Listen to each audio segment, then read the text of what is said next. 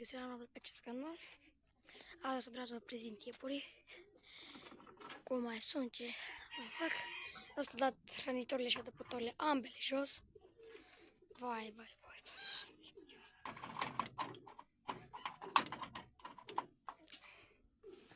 Așa.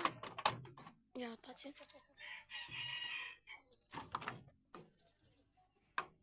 Aici o am pe asta. Aici pe asta. Californian. Aici pe asta de fluture. O să le dau toate 5 iepuraicele la iepurăi, dar mai să mai crească iepuroiul ăsta. Asta de hicole, iepuraica asta de hicole.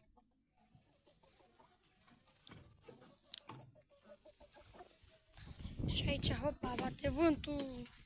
Aici am cu iepuraica.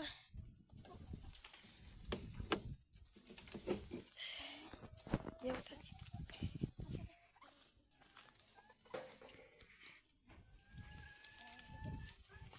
Asta e o femeluță foarte rea. Dă adăpătorile jos, dar să mâncarea face numai prăsime. Dracovenia asta de iepuraică. Bate un vânt pe aici pe la mine. Da, Doamne fer. Și găinile. Da. Cam atât cu acest videoclip. Foarte scurt. O să urmeze un vlog cu rutina de dimineață la animale doar la 30 de abonați. Vă salut și nu uitați să dați like și subscribe. Numai bine!